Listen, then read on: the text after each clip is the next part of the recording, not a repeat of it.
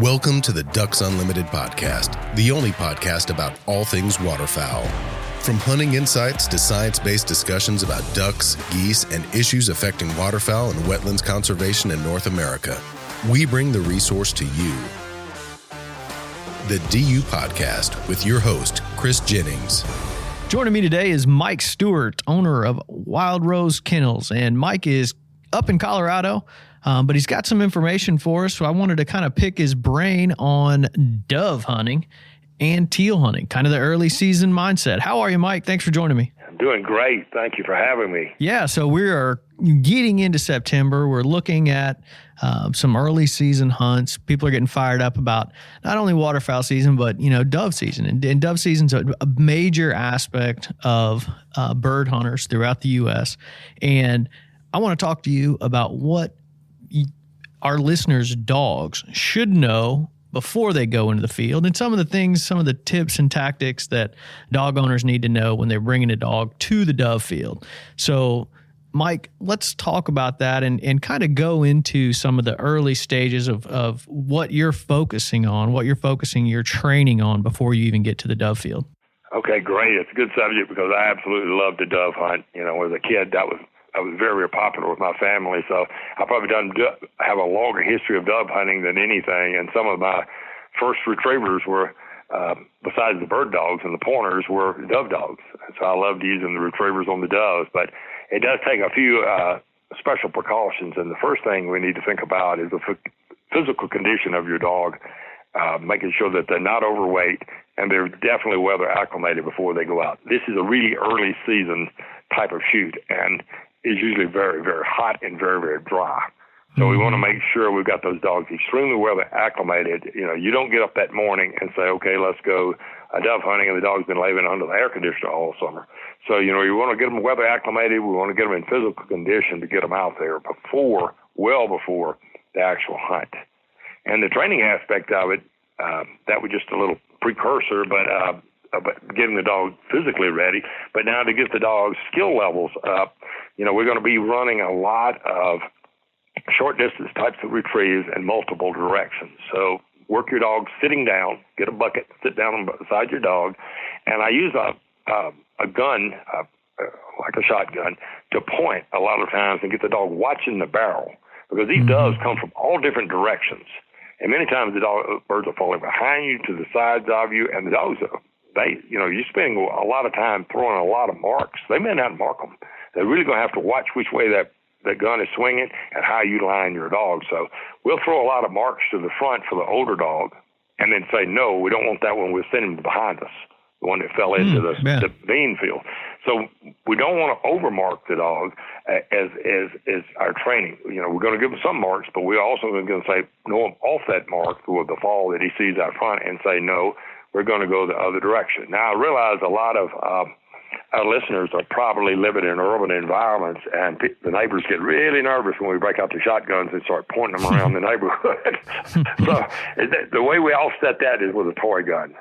You can make one out of a broomstick and an old gun stock, which is my favorite. Or we were using the other day in Dallas, we were just using a golf club just to get the dog watching in the direction that you're pointing the muzzle. And then you just point, and that's the way the bird comes. You don't want to throw bumpers yourself, because doves are not like flush quail that are coming out straight out in front of you. The dog needs to be looking out, acclimated to being looking out. So if you can all possibly use a buddy to be throwing the bumpers out to the front if you're practicing your marks. But then again, I like to place memories to the rear. I'll put out a couple to the rear and cover, and throw the mark to the front, know them off the mark, and send them for the one or two birds that are pre-placed behind them. And as a last tip I do is a lot of hunting cover. Doves are very, very small birds, and they're going to have to get in real tight cover. Tennis balls are excellent for that, and small feathered lace. I like to use puppy bumpers even. Tight feathers on them. If you can get pigeon feathers or quail feathers, you can buy commercial feathers and have them freeze dried and sent to your home. Tape some feathers on there. Get your doggone feathers. Don't stand out there and throw rubber bumpers and expect them to find a dove. They're small. It's very hot. Scenting conditions will be very poor. They'll be dry. So you got to get your dog really acclimated to finding small birds and dense cover when the sitting conditions are poor. Yeah, and and just like yourself, dove hunting is one of the things that I love to do more than anything, but very rarely, and I'm not saying I haven't done it, but hunting with just myself and my dog in a dove field, that's very rare. Typically on most dove hunts, it turns in, especially a good dove hunt, can turn into chaos pretty quick. And the dog needs to be prepared for that, correct? It does, and a lot of shooting, forward shooting, the guys that run a lot of competitions like hunt tests, they're marking off the gun in the field, and that is not what you want in a dove field, because he's going to be marking your buddy just, 50 yards to your left. That's not where he needs to be marking. He's got to look at what's going on around your area and watching where your gun barrel is going. So if you've been doing a lot of competition training where the gun is forward placed, then that's going to be not what you want to do for your dove hunting training and preparing for the dove hunts. But we're gonna when we get out in the dove field, it's a dangerous time sometimes for the dogs because it's very hot and it's very dry. So you've got to really be concerned about heat exhaustion, heat stroke. So if you don't have a shady area, many times we'll build a little shaded coop for the dogs out there. You may be standing in a big high cane break of grasses or perhaps sunflowers, but that dog is just absorbing the sun. It's just beating down on them. But you can easily build a little hide. Take a little frame, build it at home, take it where it breaks down for you in the, at the house, and we can take it out in the field and set up and put your dog under that little shade, and it makes a huge difference. And then have plenty of water out there. Just give it all the water he'll possibly drink. After every retrieve on a dove, they come back with a frothy mouth. Those feathers are going to come off. So what we're going to do is we're going to wash that mouth out, have a little water there in a bottle or one of these canine coolers we have. Wash that mouth out, clean that mouth out so that the mouth dogs does not develop a bad taste for doves. And some dogs don't like them. Basically, I don't like to take, for instance, a pup. This is their first hunt. And, you've been working your dog all spring, fall, it's a new puppy, and this is the first hunt to take them on. I don't recommend a dove hunt. Yeah, that's something that I was going to bring up because it seems inevitable that every year, I hear of someone who got a puppy and maybe it's only 4 or 5 months old, 6 months, 8 months, it's really the dog's first hunt. And I'm just like, I think that's a bad idea, but it's not my dog. But I was going to ask you about that. Like, what are you telling people that are asking you about, hey, I want to take my dog on a dove hunt as its first hunt? What are you telling them? Well, the first off, I'm going to put a dog in the field. I don't want a dog in the field before he's 12 to 14 months old. He's got to go through the basic gun dog course. He knows steadiness. He's been introduced to gunfire. He's picked birds in training. He stops the whistle. He recalls. You're not going to lose control of your dog in the field. He's running amok out there. So that's number one. Your dog has been through a basic gun dog course. Number two is doves are really bad to start them on. As I mentioned, the feathers come off in their mouth. They're nappy little birds. They're small. They tend to be something the dog would rather not develop. Could develop hard mouth on. He might want to mouth the bird too much. Sometimes they do the same with quail. They're a bad bird to start a puppy on. It's hot out there, and it's very confusing. You mentioned that earlier in our dialogue, that this gun's going off all over the place, birds falling all over the place, scent, old feathers laying everywhere. And the dog's like, what is going on? I've never seen anything like this. So I like the first hunt would be a hunt where the dog is sitting outside the duck blind or outside the blind, sees the birds working, sees them come in, bang, shot, bird down. He says, oh, I got it. I got this. So two places I really don't like to see dogs for their first hunt are a dove field and a goose blind in Canada. Canada, a big Canada goose down, and send him out there. He's wounded, can really put off a puppy. Yeah, that's exactly right. And as we kind of transition out of dove season, or some people may still be in dove season at this same time, but we also have teal season. and teal season is the first crack for, most waterfowlers throughout the U.S. at waterfowl. And there's a ton of people who do it. And granted, some states don't offer a teal season, but, what are some of the challenges of transitioning that immediate September into teal season? Do you see any challenges that some retrievers have just kind of jumping right back into almost like duck season? But it's hot. It's, it may be, the conditions may not be what they're accustomed to in, say, October, November, December. What are some of the issues that you see with teal season? Some things that maybe some of our listeners should avoid with their dog? Well, as I mentioned, sometimes the dog is not far enough along in the training to take on the challenges of the blind, working out of a blind, maybe never seen a blind. And the teal season is sometimes a rough place to start that. Number one is hot, and hot equals alligators and snakes. Yep. So, you're worried about that going in and being able to control your dog on the first hunt. If he gets out there after a bird and you see a gator, then you don't see the gator. That's when it's dangerous, when the gator goes under. So you've got to be able to get that dog back. You have to be able to absolutely have control of your dog in those types of situations where you can recall that dog, you can stop him, he won't break and run in. If you run into a situation like that in the southern regions where a lot of teal are popular. Secondly, the dog has not had a lot of experience on birds yet in trying to make that transition. I've got 4 levels of training. Maybe I should explain it. Mm-hmm. Yard work, field work, transition work, and training and hunting. So the transitional work is practices you will play. It's like war games in the military, scrimmaging to a football team. You dress up, you play the part. Sometimes by this time of year, it's been hot. You haven't done enough of that. So we just take them straight from the yard and field work, and we dump them into a duck blind, and he really hadn't made the transition, made that click yet. The second thing that happens is you get there on a fast-shooting teal hunt, and you really forgot the element of training. The first hunt, you're not hunting at all, you're training. You want the dog to be successful, right? Teal are fast. I mean, those things come in so fast. They swoop in, multiple shots, bird splash down. Dog went, what? I didn't see a thing. It's not necessarily the best hunt to continue your training on because it is fast and furious. And the dog may not put things together as well as he would like a wood duck coming in, working through the timber, or some nice spoonies coming in over the decoys. And he goes, I see what's going on. I'm acclimated to this duck blind. I know what's going on. And he gets one shot, one splash, one pick kind of thing.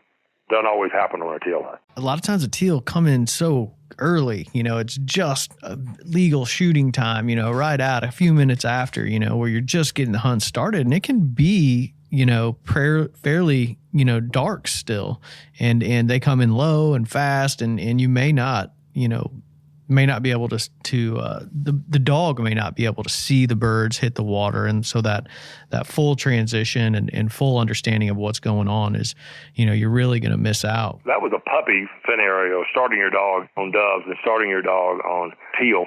Now, on the older dog, the same thing, heat acclimation, weather acclimation, getting the dogs in shape. But the big thing I've run into is the fear of hunting some of the areas in Texas, Mississippi, Louisiana with alligators early in the season, even over in Georgia, up in North Carolina, South Carolina, the threat of those gators in the fall is really, really severe. So you need to make sure your dog is absolutely rock steady. Just because you shot the gun, he isn't breaking, swimming around out there. And also you got to have control to get that dog back. If you see a threat, you got to be able to hit that whistle and recall him and know that dog is coming back. Because a lot of times the dogs are not going to see that or even understand that kind of danger. They just need to know, hey, you need to come back now. Or you won't see the gator. He's going to take him underwater, Yeah, that would be a terrifying ordeal for any dog owner. And that all really, Mike, and you stress it all the time, that all leads back to the fundamentals of what you're teaching, well before duck season, everything from responding to the whistles to everything about the manners of a dog in the duck blind. And it all goes back to exactly what you're focusing on, throughout the summer. Spend a lot of time on your steadiness, going into teal and doves, throwing lots of bumpers and marks, making the dogs honor, picking them up yourself, let another dog get them. And then the other thing about teal, in some cases dove, but the teal come in and it's like you said, right, real big, fast flashes of lots of birds and lots of shots going off. And so, you have multiple splashes. So this morning, what I was doing with multiple falls, I'm throwing 3 and 4 bumpers at one time and scattered them in all in different directions and making that dog remember all 4. Just one after another, 1, 2, 3, 4. And so practice a lot of those, not just one single mark and bring it back and that's it. You want to have a mark and 2 unseens he didn't see go down, 3 different retrieves in one scenario. Because that's the way the teal will go down. Absolutely. You hope anyway, right? That's if you hit them. Yeah. Well, sometimes not with my shooting, but the average guy.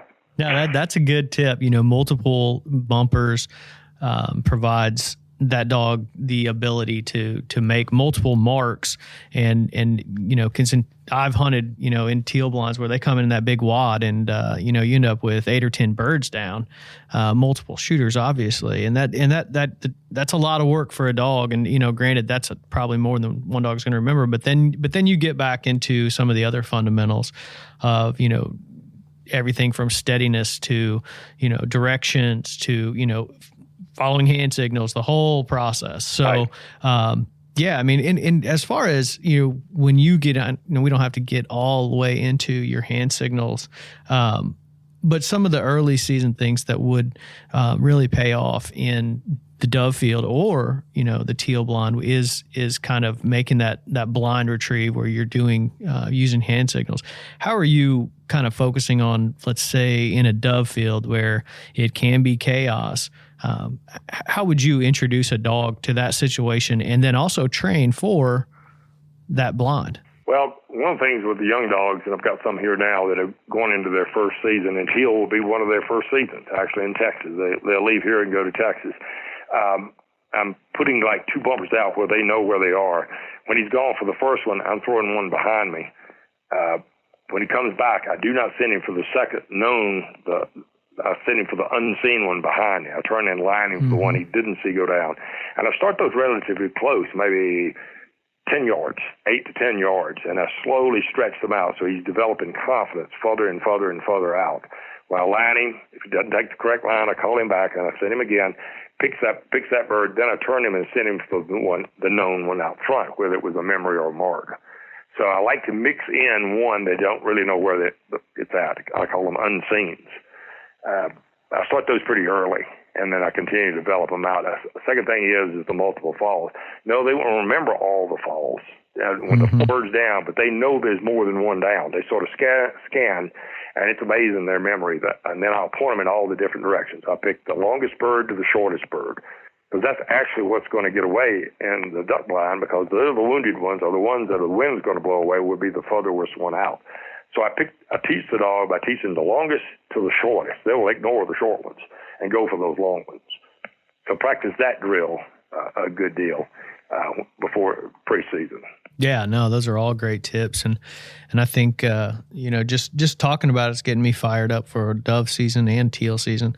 You brought up a really good point earlier. We kind of just touched on it, and you talked about both of these seasons are hot.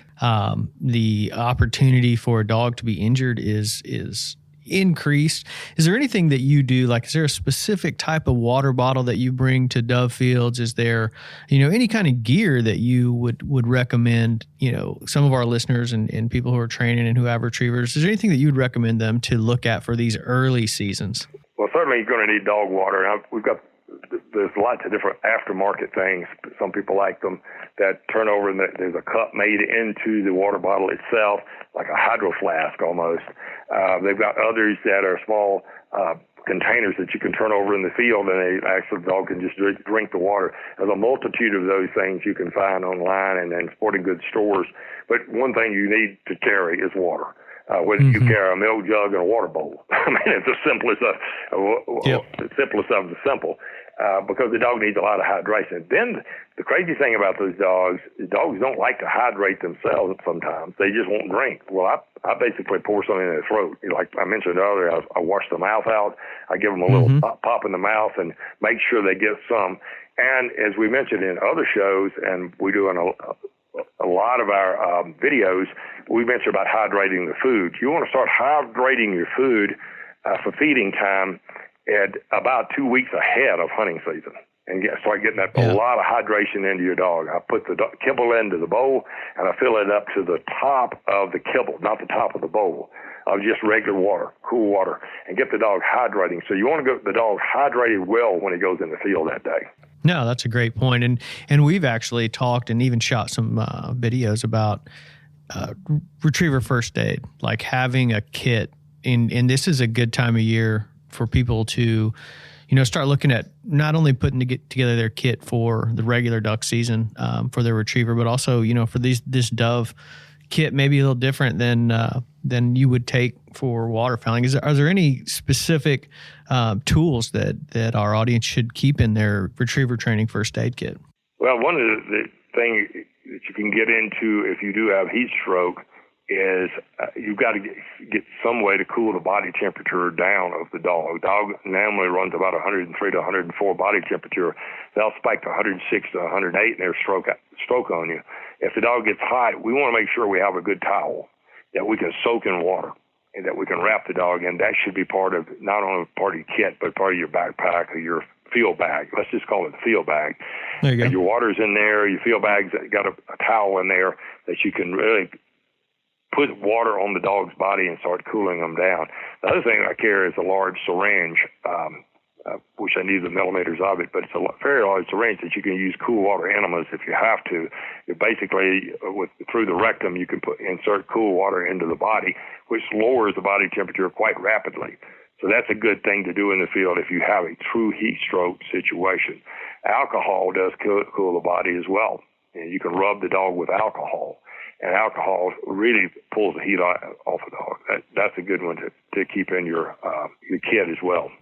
Yeah, that's a good little fun fact there. The alcohol, probably really dissipates that heat, kind of pulls it off the dog. Not alcohol swabs, but a whole bottle of alcohol and just douse them with it with the water and cool them down. Yeah, that's great. And this time of year, you have to watch out for, definitely have to watch out for your snakes and alligators in some parts of the country, and all of these little tips and tidbits are things that people should think about before they take their retriever out. Mike, do you have anything else for our listeners that would relate to dove season or even early teal? In the direct heat, the dog is going to absorb a lot of heat. A lot of the sun beating down on them. You get a shady spot or build you a little shade, a little canopy before you leave home. Have a little canopy for the dog for him to be able to sit under it. Dog hides would hold heat in them. That's not what you really want. You just want something over them like an umbrella almost. You could put a little umbrella out there to keep that hot, direct sun off of them. Try to hunt the dog early in the morning if your seasons allow it. Some states don't have early morning hunting, but if they do, that is the best time because you've got the cooler ground and you've got the moisture. But remember that dove field gets really hot out there. The soil gets hot, and you need to think about the heat that the dog is building up. The other thing is the post hunt is a few tips that people really need to think about. If you own it, this is mainly for the dove field, check your dog's eyes. If they've been hunting cover, they get a lot of debris in their eyes. So at the end of the hunt, learn how to sweep an eye, clean that eye out. But what happens is debris gets in the dog's eyes and it migrates and abscesses, and it can get into. We've had clients get seeds inside the pupil of the dog's eye, had to do surgery, migrate into the neck and the gums, in the right behind the jaw. They get infected and become an abscess. Check the pads. Make sure your dog has not picked up sandburrs, cactus, all kinds of things that you'll turn up out into a dove field that you might not get anywhere else. Check the dog's pads after you're through. That's a very good point. And this is something, that I've had to do before. And sometimes, especially when I moved down here into the South, that dove opener, it's 105 degrees outside. And sometimes I've just left my dog at home, and sometimes that's the safest thing for the dog. So I want, our listeners to kind of think about that too, that sometimes there are conditions where it may not be, the best conditions for your dog, and kind of keep that dog's health in mind as you're making that decision to go, even though you can do a lot of these things to avoid as much danger as possible. But sometimes it's just too dangerous for the dog. And I'm sure you would agree with that. I tell you, some of the hunts in Mississippi, and we've got some dove fields down there, we're out in the field by 9 o'clock. Yeah. We hunt early in the morning, and then that's it, or dead about sunset. Even then, it just gets hotter and hotter. The ground is hot. You have to really think about that. Maybe it's the best call, and the most noble call is to leave the dog home on some dove hunts. Well, when you put a dog into the cover, and they're working hard, trying to find that dove that you're sure you're knocked down. Don't let the dog overheat. Know when to call the play. Okay, that's enough. Let's go. Know when to stop the dog and get them back on the retrieve when it's not looking like they're going to make a recovery, and they're running hard and they're building up heat. They're overheating. Just stop. It's not worth it. Yeah, great point. Well, Mike, I appreciate you joining me. This is a great subject for our listeners out there as we get into dove season and start getting into teal season and the North American waterfowl season kicked off. It's time to start thinking about your retriever. Actually, you should have been thinking about your retriever long ago, but now it's time to start looking at some of these things that Mike brought to light. Some of these more or less safety aids, precautionary thoughts, and some tips and tactics for improving. But Mike, I really, really appreciate you joining me today. Thanks a lot for having me. First of all, I'd like to thank our guest, Mike Stewart from Wild Rose Kennels. He's brought some great information to us today regarding dove and teal season. I'd like to thank Clay Baird, our producer, for doing a fantastic job producing the podcast and getting it out to you. And I'd like to thank you, the listener, for joining us on the DU podcast and supporting wetlands conservation.